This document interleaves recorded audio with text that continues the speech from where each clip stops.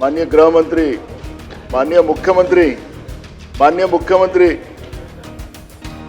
माझ्यावर बोला. माझ्याकडे तुमच्याकडेच बघून बोलतोय. माझ्या माध्यमातून मी त्यांना सांगिन तुम्ही माझ्याकडे बोला.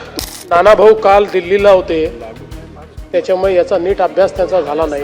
हे सरकार अकार्यक्षम आहे अध्यक्ष महाराज. पोलीस ही कारवाई का करत नाही? पोलिसांना माहिती मिळत नाही का? पोलीसच पैसे गुंतवतात. अध्यक्ष महाराज, माझा माननीय मुख्यमंत्री उत्तर देण्यामध्ये एक्सपर्ट आहेत, आमचे मित्र आहेत अध्यक्ष महाराज. त्याला काही म्हणजे कुठली शंकाच नाही अध्यक्ष महाराज. हमी देत असेल किंवा एखादी स्कीम आणत असेल तर विश्वास ठेवू नका. त्यांच्याकडे सगळ्या परवानग्या आहे की नाही बघा. ते कशाच्या आधारावर देणार आहे? कोणी स्वतःच्या खिशातनं पैसे देत नसतं. हा प्रश्न आणि याचं उत्तर आपण वाचलं असेल अध्यक्ष महाराज. याच्यामध्ये तिसरा आणि चौथा माननीय गृहमंत्री, माननीय मुख्यमंत्री, माझ्यावर बोला. माझ्याकडे तुमच्याकडेच बघून बोलतोय. माझ्या माध्यमातून मी त्यांना सांगिन तुम्ही माझ्याकडे बोला. तुम्ही प्रश्न क्रमांक 3 आणि 4चं उत्तर आपण बघा. हा लागू नाही हा शब्द काय नवीन आला का? श्रीराम लागू. बघा अध्यक्ष महाराज, प्रश्न क्रमांक 3 आणि 4 मध्ये लागू नाही. का नाही लागू? आम्हाला कळलं पाहिजे ना का लागू नाही. आपण वाचलं असेल अध्यक्ष महाराज उत्तर. अध्यक्ष महाराज, महाराष्ट्रामध्ये या पद्धतीची गुन्हेगारी सातत्यानं वाढत आहे. दर अधिवेशनामध्ये हा प्रश्न या पद्धतीचा अनेक विविध कंपन्यांच्या नावाने येतोय.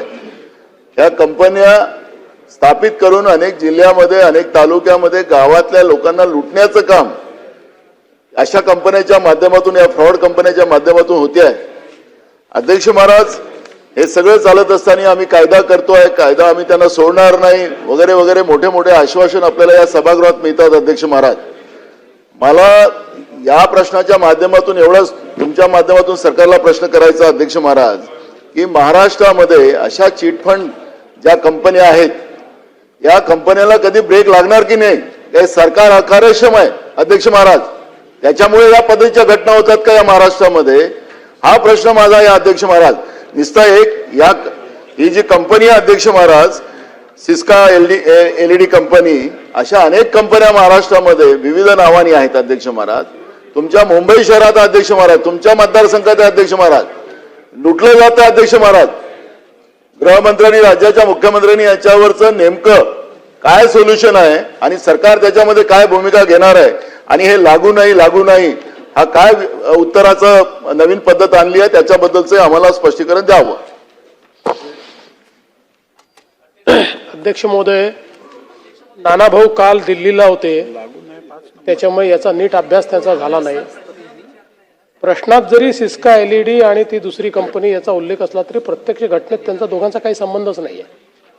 ही दोन लोकांची एकाने दुसऱ्याला फसवल्याची फक्त तक्रार आहे, आणि त्या तक्रारीमध्ये आताची परिस्थिती अशी आहे की त्याच्यावर कारवाई तर आपण केलीच आहे, पण त्यांनी यांचे पैसे परत देण्याचं कबूल केलेलं आहे.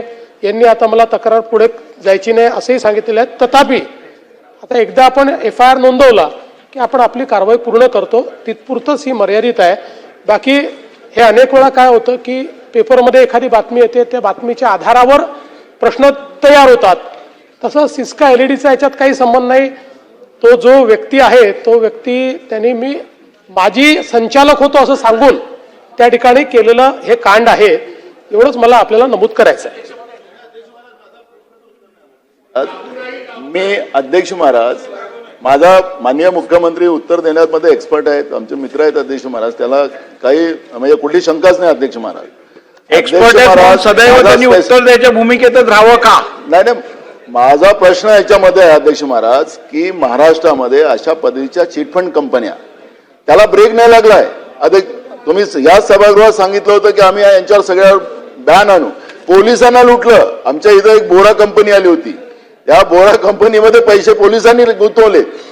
अध्यक्ष महाराज, या पद्धतीच्या चिटफंड कंपन्या ज्या महाराष्ट्रामध्ये चालतात आहे, हे ठीक आहे, आपसातला यांचा वाद होता, आपसातला त्यांच्या देवाणघेवाणमध्ये झालेला विषय आहे, पण मूळ प्रश्न आहे की चिटफंडच आहे अध्यक्ष महाराज, आणि हे लागू नाहीचं उत्तर ते देत नाही.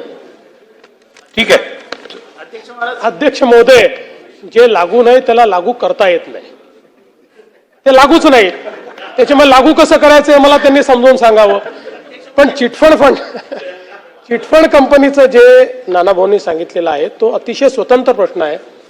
तो त्यांनी स्पेसिफिक कुठल्या कंपन्यांच्या संदर्भात विचारला तर त्याची पूर्ण माहिती नानाभाऊंना त्या ठिकाणी देण्यात येईल. चला पुढे.